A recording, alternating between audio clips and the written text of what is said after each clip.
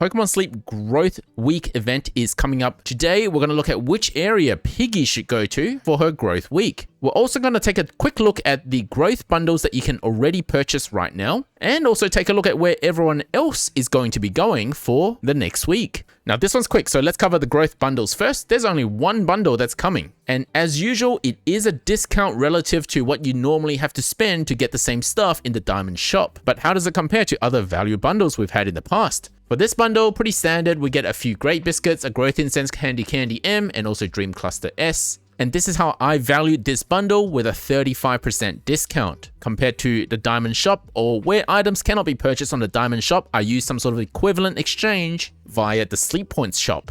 35% discount is pretty average for all of the value bundles we've had so far. For example, for the growth week, we've had a range between 30 to 39% value discount. One quick way to look at this is basically you're paying for 3 Great Biscuits and then everything else is free, because each Great Biscuit normally costs you 200 diamonds. So if you're one of the players like myself who rely on buying Diamond Great Biscuits, this is a good value. For everyone else, there's nothing crazy going on here. Free-to-play players, hold on to your diamonds for main skill seed bundles or something else that's better value. Maybe in the future events that we're predicting to be Water event and also Suicune event. Now let's take a look at where everyone is going for the growth week. I had this poll up for the last 7 days, and most people are heading to Lapis Lakeside. Some people are heading to Cyan Beach, and then a few are heading to Taupe Hollow, followed by Snowdrop and Greengrass Isle. It's interesting to see that still a fair number of people go to Greengrass Isle, despite that most of the events happen at Greengrass Isle, so the area bonus tends to get really high there, and maybe even reach its limit. Or perhaps you're brand new to the game, so you haven't unlocked many islands yet, but even then I would recommend Cyan Beach over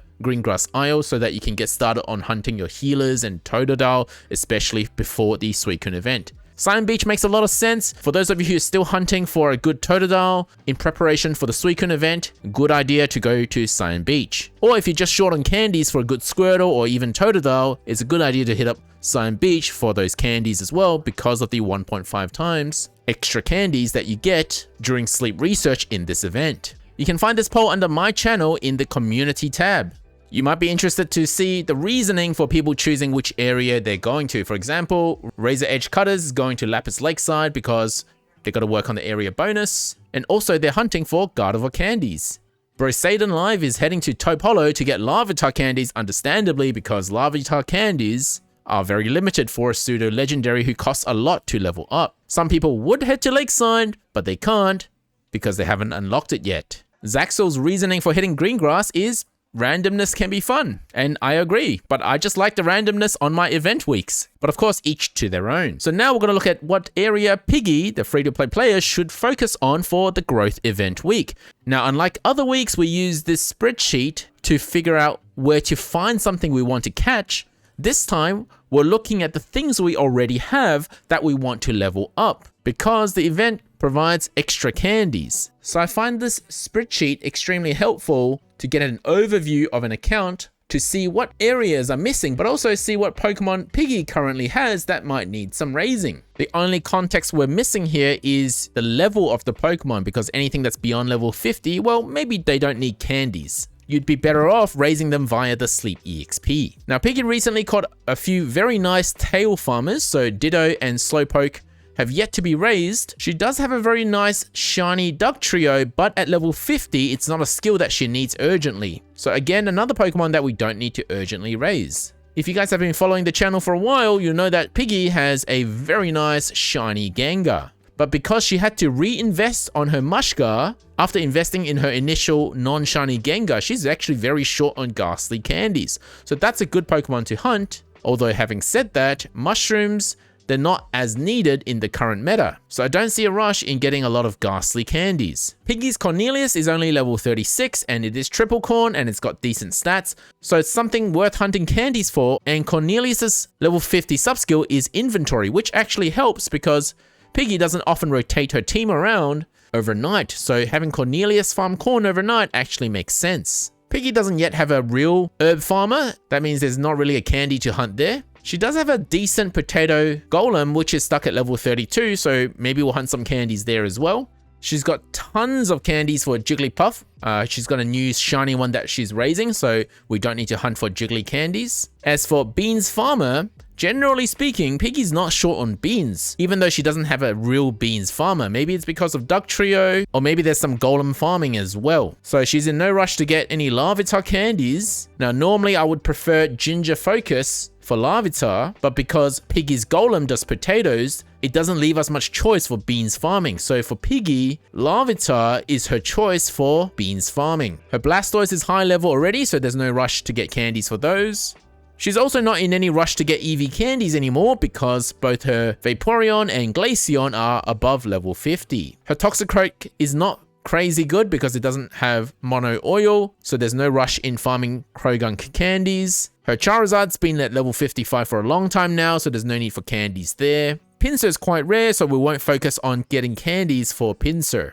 So next is her Berry Specialist. She has a very good Raichu, but that's been at level 55 for months now, so we don't need to hunt candies for Pikachu. Her Meganium is stuck at level 42. It could get to level 50 for more berry strength, especially for Lakeside, so maybe worth hitting Lakeside for Chikorita candies. She's got an excellent Ninetales, has Berry Finding S, but since Entei event is behind us now, that's not a rush to get more candies. She does have a Berry Finding Helping bonus Butterfree, so it's worth hunting Caterpie candies for, but there's currently no bug favorite Berry Island yet. So again, another one that's not in a rush. Dodrio is quite high level, so we don't need to hunt too many candies there. Her Gardevoir's above level 50, so again, not one that we need to hunt candies for. She does have a shiny Totodile that has Helping Bonus and Helping Speed. Granted, it doesn't have the craziest stats, but since Piggy likes using shinies, maybe it's one that we would consider raising for the Suicune event. Now, what I normally do is under the location tab in this Google form that's made by Nerf, put in the Pokemon that I actually need and see which area has the most of what I'm hunting. But in this case, we're not hunting for things we're missing, we're hunting for things that we need. So all I did was make a duplicate of this sheet, the location sheet, and called it Candy Needs. And you can do this yourself as well. So then you can put in the things that you need candies for rather than the things that you're hunting. Now, we're not going to go to Greengrass even though it has most of what we need because there's a huge dilution given the variety at Greengrass Isle, but also because of the area bonus issues. Cyan Beach has two of the things we want, but Caterpie is not as much of a rush since there's no Bug Island yet. It would be worth raising the Meganium. It would be worth raising Ghastly, and she could also use some Mareep candies in order to keep raising her Ampharos to level 50, which I hadn't mentioned yet, but her Ampharos is at level 38, and she's got a skill level up at level 50. So this gives us a good overview of which area she could go to. There's nothing that really stands out here. Each area has some of what she needs, either 2 or 3 of the things that she needs. But I think she will go back to Lakeside because then at the same time she'll be hunting for Dratini while getting Slumbering Stuffle candies and also Chikorita candies. Not to mention that both of these Pokemon also match the favorite berry. So she could be running both of these at the same time as hunting their candies to power up the Drowsy power and get even more resources. Although I do think it's worth her to keep hunting Totodile, but maybe we'll do that the week after over at Cyan Beach, just in preparation for the Suicune event. One interesting point here to make is that in one area, she would only need to get Dozing Sleep type in order to get everything that she needs, and that's at Cyan Beach. So if you were able to predict or force which sleep type you get, for example, by using a sleep shaker, that by the way, I'll talk about in another video once we've completed the final testing, or if there's any tricks that you use up your sleeve in order to help increase a certain type of sleep style, then it would help just doing dozing all week for the growth event. Let me know in the comments section which area you're going to for the next week and why. Thank you for watching, guys. Don't forget to leave a like and subscribe.